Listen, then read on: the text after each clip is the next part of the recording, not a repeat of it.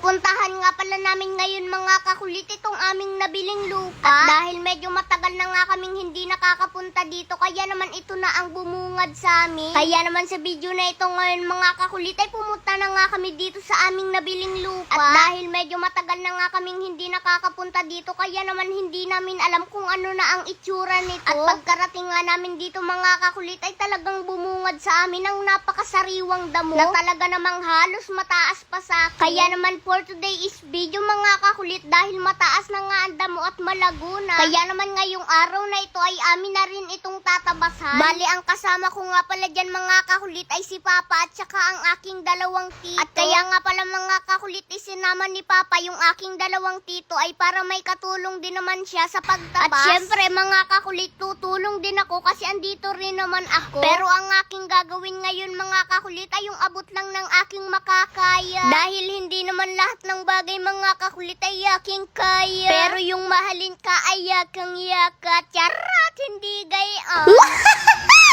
Bali ito nga pala mga kakulit ay kaya naisipan namin puntahan. Dahil naisipan nga namin ni Papa na patayuan namin ito ng munting kubo. Para naman kapag minsan mga kakulit ay makakapag-vlog na rin ako dito. Dahil meron nga rin mga kakulit na nagsasabi na lagi lamang daw ako nagbablog ay sa loob ng aming bahay. Kaya naman kung sakaling mapapatayuan namin ito mga kakulit ng munting kubo ay dito na ako magbablog. Para naman kahit papano mga kakulit ay maiba naman ang aking content. Bali ito nga pala mga kakulit ay dito kami nakakaisip na magpatayo ng sarili naming bahay. Pero dahil hindi pa nga namin kaya sa ngayon, kaya naman kubo na lamang muna.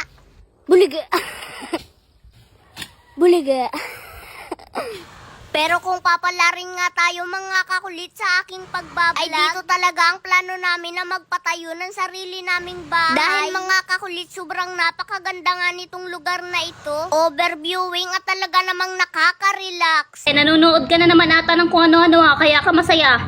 Masaya ako kasi naglalaro ako ng Epoch game at nananalo ako. Madali pa lang manalo dito at ang dali lang din maglaro. Eto, halika, tingnan mo. Papakita ko sa'yo kung paano. Isang paalala, itong laro nga pala na ito ay bawal sa bata kundi para sa matanda lang. Ang una mo nga lang palang gagawin dito ay mag-download at mag-register. At ilagay ang cellphone number, password, referral ID at verification code. At pagkatapos nun ay i-confirm. At dahil may account na nga ako dito kaya naman nag-login na lang ako. At isa nga sa pinakamaganda dito ay may daily bonus ka na pwede mo nang gamitin. At ang dami nga rin palang laro dito na pwede mong pamilian. Tulad ng Dragon vs Tiger, Mines, Color Game at iba pa. Ngayon naman ay ipapakita ko sa inyo kung gaano kadali maglaro at manalo dito. Ipapakita ko sa inyo at ang una kong lalaruin ay Dragon vs Tiger. Diyan ay mamimili ka lang kung alin ang gusto mong tayaan, ang Dragon ba or ang Tiger. Ngayon kung alin ang mas mataas na bara sa kanilang dalawa ay siyang panalo. At ngayon ay susubukan ko magbet ng 5 pesos sa Dragon para makita nyo kung mananalo nga ba ako. At ayan, di ba kitang kita, mas mataas ang barahan ng Dragon kaya nanalo na kagad ako. At ngayon susubukan ko naman ang isa sa pinakapaborito kong laro dito, ang Mines. Napakadali nga lang din palang laruin itong Mines. At ipapakita ko rin sa inyo kung paano ako manalo dito. Magbebet nga lang pala muna ako ng 10 pesos dito at para makita nyo kung mananalo nga ba ako. Ang isa nga pala sa iwasan mo dito ay mapindot mo ang bomba. Pero dahil hindi ko pa napipindot yung bomba kaya naman tuloy pa rin ako. At ayan, yung 10 pesos ko naging 19 pesos na. Susubukan ko ulit mag-click ng dalawa pa. At ayan, at dahil hindi ko napindot ang bomba ay nanalo ako. Yung 10 pesos ko ay naging 27 pesos na kaya naman wiwithdrawin ko na. O diba, napakadali lang manalo. At isa nga pala sa napakaganda dito ay napanalunan mo ay pwede mo ring withdrawin agad. I-click mo lang yung withdraw at ilagay mo sa withdrawal amount kung magkano ang gusto mo withdrawin. At ilagay mo na rin ang iyong GCash account at yung withdraw mo ay darating sa iyong GCash. Kaya ano pang hinihintay mo? Nasa comment section ng link, mag-download at mag-register ka na.